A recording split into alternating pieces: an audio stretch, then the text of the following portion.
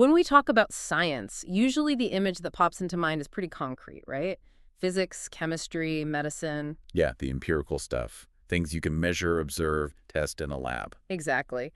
But the source material we're looking at today, well, it calls that a Paravidya, inferior sciences. Which is quite a statement. It really is. Yeah. So today, we're diving into something that challenges that whole definition. We're exploring what the source calls the science of spirituality, or Paravidya, the supreme science. Right, and our goal here is to figure out why they make this claim. I mean, the material lays out this framework where Paravidya holds the absolute truth. 100% of it, apparently. Exactly. While everything else, poetry, even particle physics, gets just a tiny fraction. So we need to unpack the differences, how they say knowledge is acquired, what the end goals are for each. Okay, let's start somewhere relatable, maybe.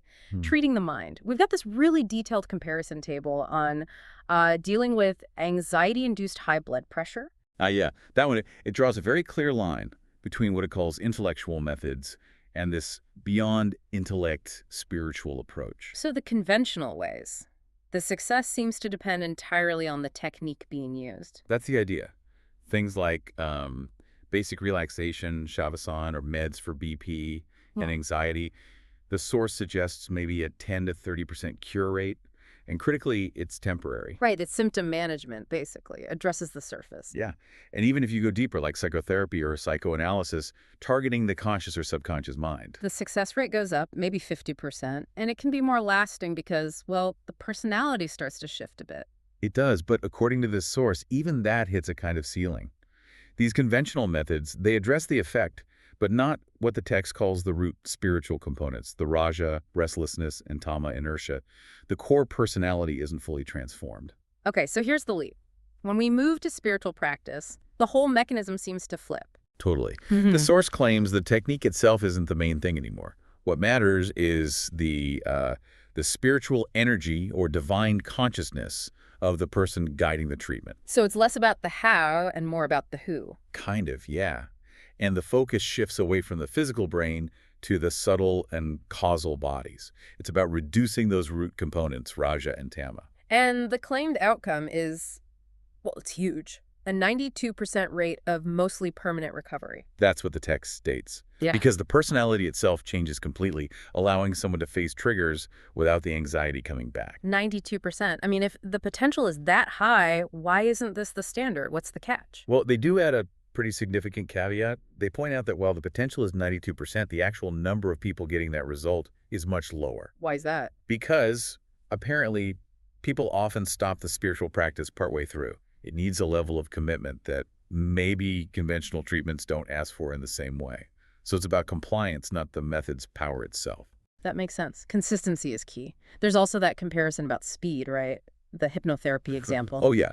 A relationship issue based on a rational mismatch took a full year of hypnotherapy using what they call vicari, rational convincing, to sort out. A whole year. Now compare that to the spiritual story. Right. This patient, terrified of dying from a heart attack, a spiritually evolved person just tells him, you'll live 35 more years, and boom, fear gone, instantly. Instantly versus a year. Or, the text says, maybe 8 or 9 months of hypnotherapy for that same fear. Exactly. And that massive difference in speed and outcome is presented as, well, evidence for this hierarchy of knowledge. Which brings us right back to Paravidya versus Aparavidya and those percentages. Yeah, the breakdown of the amount of the absolute truth. Well, it's something. It really is. So things like stories, novels, poetry, they're given 0%. 0% of the absolute truth, according to this framework. And then the physical sciences, biology, physics, cosmology, all of it. Just 1%.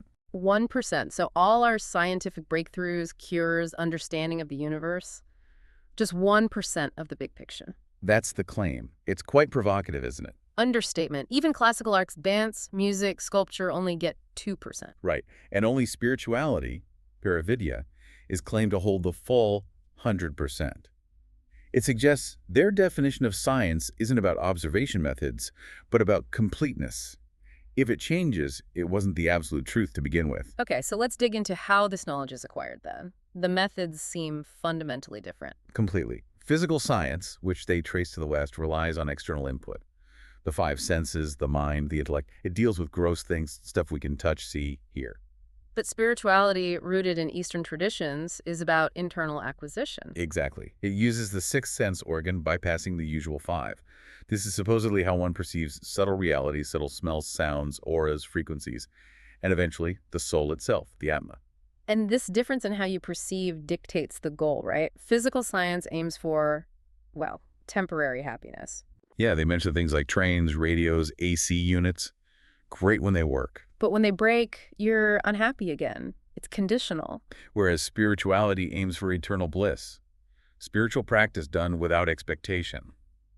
Yuskam Sadhana, they say it leads only to supreme happiness. Crucially, it never causes unhappiness. That ties into contentment too, doesn't it? Science is always looking for the next thing, the next discovery. Its satisfaction is temporary. Right. But Paravidya, this spiritual science, supposedly leads to the bliss of contentment. Once you achieve self-realization, there's nothing more to find, nothing more to experience. It's complete in itself. That's the idea. And they connect these two paths to different fundamental realities. Physical science operates within the great illusion, Maya. Dealing with things that change, dissolve. Things made of the three components, the trigon. Whereas spirituality connects with the creator, Brahman. It deals with knowledge beyond those three components, Triguneta, with the eternal, unchanging reality. Okay, the space travel analogy helps make this clearer. Science visiting Mars, that's seen as a huge achievement. A massive milestone, finding life, understanding planets. But from the Paravidya perspective presented here, visiting Mars through the subtle body is just, well, they call it a snake charmer's game. Yeah, like a sideshow trick, or maybe just a step in purifying the mind. The point they make is scientific devices are just for documenting something. They don't give you the actual spiritual experience. It's like the difference between reading about a place and actually being there. Exactly. A scientist might use instruments to detect, say, a subtle energy field, this blue dot example they use, and write papers about it. That's documentation. But the spiritual path involves meditation, going inward, to actually experience that blue dot directly. And that direct experience, according to the source, doesn't just lead to a publication. It leads to total transformation, bliss, hearing divine music, getting supernatural abilities like divine vision. Wow. Okay, so it's experience versus observation. In a way, yes, which links to completeness. Physical science, truth keeps changing, right? Books need new editions. They're always incomplete. And knowledge gained now, like reading or writing, you have to learn it all over again in the next life. But the knowledge of the soul, of Brahman, they claim it never changes. It's eternal. So the ancient texts like the Vedas, Upanishads, they get reprinted, sure, but no revised editions are needed. Because the core truth is unchanging. Right. And spiritual experiences, the progress you make, that apparently carries over to the next birth. Okay, let's shift to those final philosophical points, especially about faith. We often hear that modern science leads to less faith. Yeah, but these sources offer a different take. They reference the Nirukta holy texts, Which define faith, Shraddha, as the strength to support the truth. which is interesting, isn't it? If faith is the strength to uphold truth, maybe the line between faith and rationalism isn't so sharp after all. Like maybe reason finds the truth, and faith is the conviction to hold on to it, even if you can't see it with your regular senses. That seems to be the implication. And then there's the definition of pure knowledge, Vidyan, from the Sri Dasbodh text. That one's deep. Pure knowledge is when the awareness, I am the knower, just dissolves. Yeah. At the highest level, Parabrahman, both ignorance and knowledge vanish. There's just being.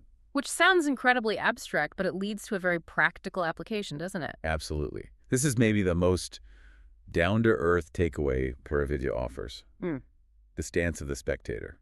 Sakshipav. Right. The ability to watch upsetting things happen, a business failing, losing someone close with detachment, like watching a play. And through that detachment, find bliss even amidst chaos, which, modern science can offer coping mechanisms, but not really that. So it really circles back to that core distinction.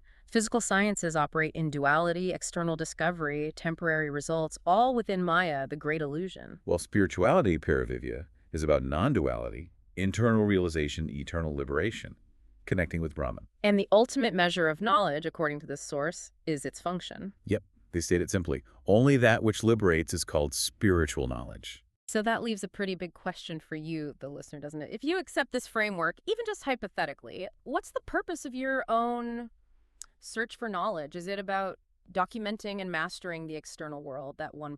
Or is the goal liberation, aiming for that 100%, that eternal bliss?